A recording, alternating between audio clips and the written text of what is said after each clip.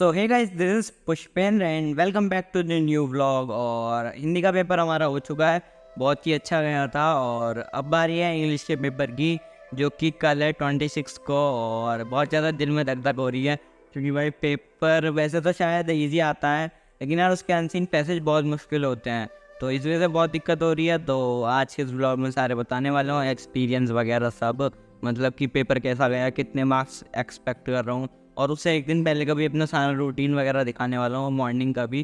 तो व्लॉग को एंड तक देखते रहना। और ये है मेरी टू डू लिस्ट। आज मुझे सबसे पहले करना है कंप्लीट रिवीजन, शुरू से लेकर एंड तक। एक एसक्यूपी करना है, अनसीन प्रैक्टिस करनी है, और राइटिंग प्रैक्टिस करनी है।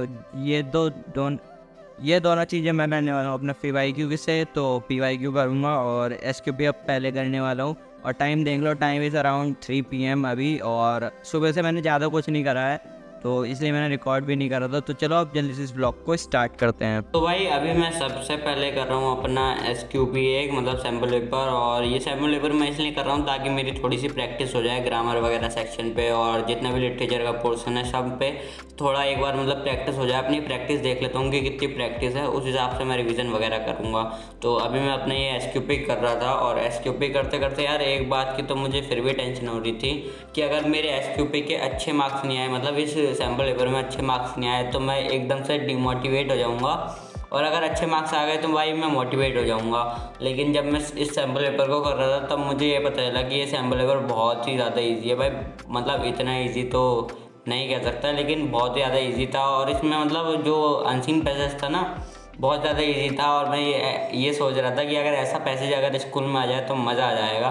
सैम्पल पेपर तो इजी होते हैं क्योंकि ये प्रीवियस ईयर पेपर से बने हुए होते हैं, तो अब जल्दी से इधर प्रैक्टिस कर लेता हूँ एंड देन मैं दिखाता हूँ कि मैं आगे रिवीजन कैसे करूँगा। तो चलो जल्दी से इसको कर लेते हैं।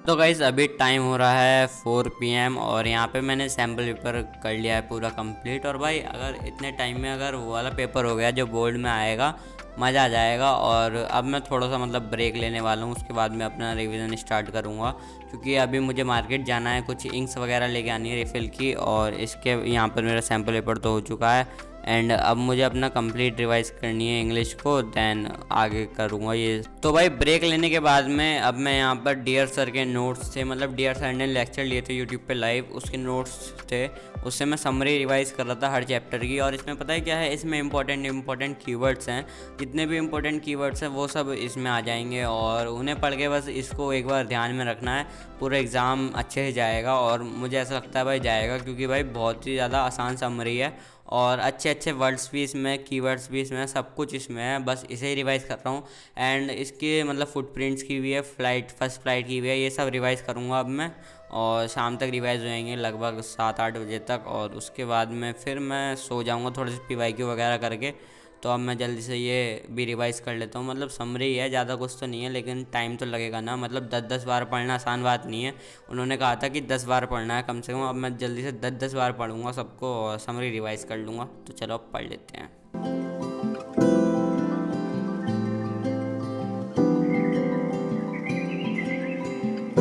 भाई समरी हो चुकी है कंप्लीट, और टाइम 10 o'clock हो रहा है, मतलब रात के 10 बज रहे हैं। और मैंने डिनर वगैरह भी करा था, और बहुत ज़्यादा ब्रेक भी लिए थे बीच में, इसलिए थोड़ा ज़्यादा टाइम लगा। अब मैं थोड़ी सी PYQ प्रैक्टिस करूँगा, और अब मैं आगे वीडियो नहीं बनाने वाला, क्योंकि मेरे फ़ोन की बैटरी बहुत ज़्यादा लो हो रही है। तो अब मैं बस ये PYQ प्रैक्टिस करूँगा थोड़े से, और उसके बाद मैं सीधा सो जाऊँगा, और फिर सुबह को उठूँगा आराम से। तो चलो जा रहा हूँ भाई PYQ प्रैक्टिस करने। बाय, मिलते हैं सुबह। The next morning. तो भाई आ चुका है एग्ज़ाम वाला दिन इंग्लिश का, एंड सुबह सुबह नर्वसनेस हो रही है, और थोड़ा सा पेट में दर्द भी हो रहा है, क्योंकि यार रात को मैंने रोल्स खा लिए थे, जिसकी वजह से थोड़ा सा पेट में दर्द हो रहा है। और ये एग्ज़ाम सेंटर पे ना हो तो ज़्यादा सही रहेगा। और अगर मैं बात करूँ अपने सामान वगैरह की, तो वो तो सब मैंने रख लिया है, और थोड़ी सी बस नर्वसनेस हो रही है। और भाई बहुत ज़्यादा दिल में धक धक हो रही है, और अब तो ये भी नहीं पता चल रहा कि दिल है किधर।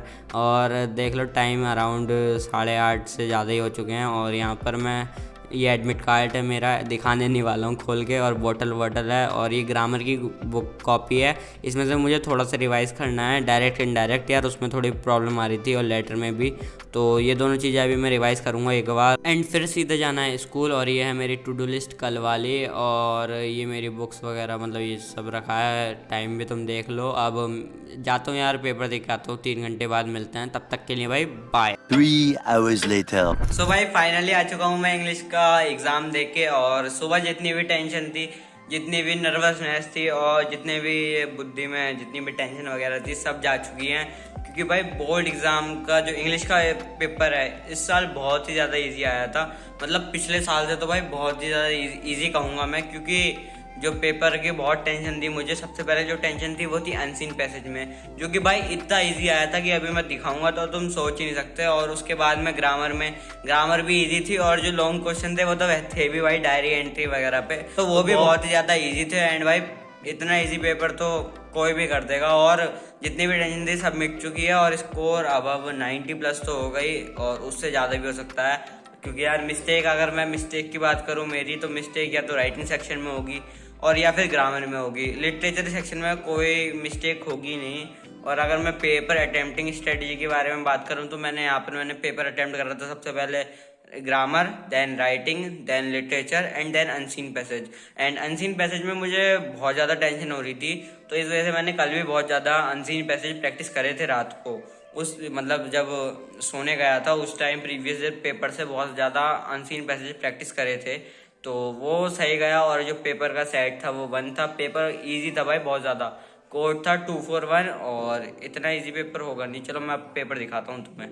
तो भाई पहले तुम टाइम देख लो, इट इज़ अराउंड 2 PM, और अभी पेपर दे के आया हूँ मैं। और ये रहा मेरा पेपर सेट था 241, और रोल नंबर मत देखना भाई, दिस पेपर, इसमें क्या ही देखोगे। अब मैं तुम्हें आगे दिखाता हूँ। ये था हमारा अनसीन पैसेज, जो कि प्लास्टिक पोल्यूशन के ऊपर था पूरा। और इसमें जो क्वेश्चंस थे ना भाई, पहला क्वेश्चन देखो कितना इजी था, सीधे यहाँ इस पैराग्राफ से आंसर मिला था। और उसके बाद में जो था वो ये था, और ये मैं डियर सर से और पढ़ले भैया से पढ़ के गया था, पढ़ले अक्षय भैया से।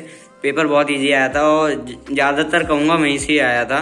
और ये देख लो, मतलब अनसीन पैसेज तो खैर रिपीट नहीं होते, लेकिन जो भी रिपीट हुआ था वो ज़्यादातर वहीं से आया था। और ये रहा, ये तुम देख लो, ये अनसीन पैसेज था क्रॉप रोटेशन के बारे में, ये भी मैंने पूरा अच्छे से कर दिया था। एक आध मिस्टेक्स की भाई कह नहीं सकते, क्योंकि कंफ्यूजिंग ऑप्शन भी होते हैं। और ये एरर करेक्शन था भाई, ये फर्स्ट वाला नहीं करा, सेकंड मैंने नहीं करा, और सारे मैंने करे थे, क्योंकि ये फर्स्ट सेकंड में ही कंफ्यूजन हो गई थी, इस वजह से ये नहीं करा था। और ये था, और इसके बाद में यहाँ पर क्रिएटिव राइटिंग स्किल, मतलब कि राइटिंग वो था, तो मैंने ये वाला फर्स्ट वाला लेटर करा था जो था ट्रैफिक के ऊपर। और देन मैंने ये वाला को सर्कुलर एक्टिविटीज़ के ऊपर पैराग्राफ राइटिंग करा था, एनालिटिकल पैराग्राफ। देन उसके बाद में मैंने करा था ये मिजबिल वाला, ये वाला एक्सट्रैक्ट, ये पूरा एक्सट्रैक्ट था। और इसके बाद में मैंने ये नहीं करा था, एंड यहाँ पर ये करा था, मतलब ये भी इजी था भाई। फर्स्ट ज़्यादा इजी होते हैं, तो मैंने फर्स्ट ही करे थे ज़्यादातर। और बेलिंडा वाला नहीं करा तो थोड़ा सा मुश्किल लगा था मुझको। फिर मैंने ये क्वेश्चन करा था नेल्सन मंडेला वाला, पोएम का क्वेश्चन करा था। कूर्ग वाला क्वेश्चन नहीं करा था भाई, थोड़ा सा डिफिकल्ट लगा, मतलब डिफिकल्ट तो क्या, मुझे आता नहीं था। और ये 2 क्वेश्चन कर दिए थे। और ये करा था इसमें मैंने, और ये करा था, ये नहीं मतलब सेकंड वाला नहीं करा था, इसमें मैंने थर्ड वाला करा था। और उसके बाद में यहाँ पर मैंने ये फर्स्ट वाला करा था, इसमें भी 10th का B नहीं करा था, क्योंकि B में भाई डायरी एंट्री थी शायद, और मतलब B में ये जो भी था थोड़ा मुश्किल लगा था, ये इजी लगा था। फिर यहाँ पे डायरी एंट्री थी, हाँ ये पोएम में मतलब ये फुटप्रिंट से डायरी एंट्री थी, तो ये मैंने नहीं करी थी, ये करा था। क्योंकि डायरी एंट्री आती तो थी, लेकिन थोड़ा सा कंफ्यूजिंग थी, और ये इजी था, इसमें बस ट्रांसफॉर्मेशन वगैरह बताना था, तो वो मैंने कर दिया था। तो ये था पूरा पेपर। आई होप कि तुमने देख लिया होगा। एंड हाँ, पेपर तो तुमने देख लिया है। अब लाइक कर देना, शेयर कर देना, चैनल को सब्सक्राइब कर देना। मिलते हैं नेक्स्ट ब्लॉग में साइंस के एग्जाम के लिए, तो रेडी रहना। बाय।